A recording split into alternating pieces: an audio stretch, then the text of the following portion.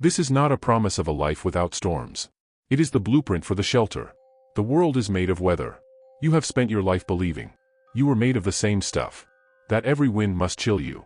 That every lightning strike must illuminate your fear. You have been mistaken. For the length of this session, we will examine the architecture of an inner refuge. So complete that the weather, while seen and acknowledged, is experienced from a place of profound and permanent shelter. This is the Stoic achievement. Not to stop the rain, but to have already arrived home. The promise is not immunity, but sovereignty. The fundamental error is one of jurisdiction. We believe that because an event happens in our vicinity, it has the right to hold court in our minds. That an opinion spoken in our direction must be granted residency in our self-esteem. That a change in external circumstances has the authority to rewrite our inner constitution. Stoicism begins with a legal separation. It draws a line in the sand of your consciousness. On one side, the vast, ceaselessly changing realm of externals. This includes every other person's thoughts, words, and deeds.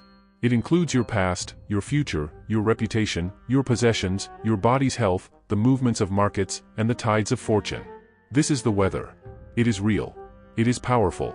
But it is not you, and it does not govern what is within you. On the other side, the small, absolute, and sovereign kingdom of the internal. This contains one thing, and everything, your faculty of choice.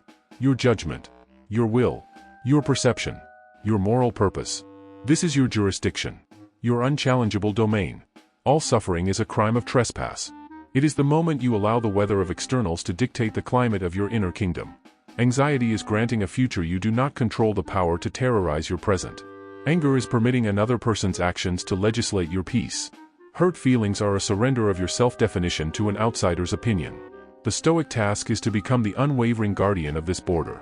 To stand at the gates of your own mind and, with calm discernment, decide what is granted entry and what is turned away. We build this sovereignty through 3 disciplines. The first discipline, the art of non-consent. An impression strikes. This is a disaster. They have wronged me. I cannot bear this. The untrained mind immediately consents. It agrees. Yes, this is a disaster. Yes, I am wronged. You have just surrendered your inner peace without a fight. We practice withholding assent. We let the impression land, and we examine it. We ask, is this a fact of the external world, or is it my judgment about that fact? We separate the event from the story. The event may be undeniable. The story, the catastrophe, the insult, the injustice, is a narrative we are being asked to believe. Your power lies in your right to say, I do not consent to this interpretation. You let the fact be, and you dismiss the fearful story. This is the root of emotional sovereignty. The second discipline, the practice of objective vision. We learn to see things as they are, not as our hopes or fears paint them. A difficult person is not a tormentor, but a human being acting from ignorance, just as you sometimes do. A loss is not an end, but a change of form.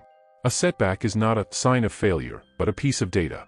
This is not coldness, it is clarity. When you see the world objectively, you remove the emotional fuel from the event. A bare fact cannot hurt you, only your judgment of it can. You become a scientist of your own experience, and a scientist is not panicked by their data. The third discipline, the mastery of internal aims. You transfer the entire focus of your life from external targets to internal ones. Your goal ceases to be wealth, and becomes the wise use of resources. It ceases to be praise, and becomes acting praiseworthily. It ceases to be avoiding discomfort, and becomes bearing it with grace. You aim your desires and efforts like arrows at a target that is always within your reach, your own virtue, your own reasoned action.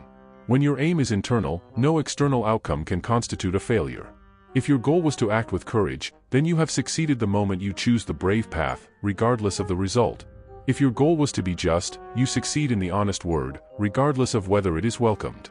Your fulfillment becomes independent, self-generated, and therefore utterly unassailable from the outside. This is the state of being unaffected. Not numb, not indifferent, but causally independent. The world will throw its events at you.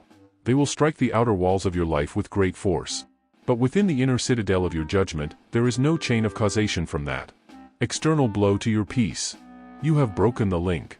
The event happens here. Your peace remains there, in a different domain, governed by different laws. People will speak. Fortunes will change. Accidents will happen. These are events in the realm of externals. They are like thunder. You hear them. You acknowledge their reality. But you do not mistake the sound for a command to be afraid. You understand it is simply weather, happening in a world you share but do not control. Your peace, your worth, your purpose, are now sourced from a well that cannot be poisoned because it is fed by an internal spring. You have not changed the world. You have changed your address within it. You have moved from the exposed, vulnerable shore, into the sturdy, watchful tower. Nothing and nobody will ever affect you again. Not because they have lost their power, but because you have discovered yours. It was never about them. It was always about the sovereignty you forgot you held. Begin the work of repatriation.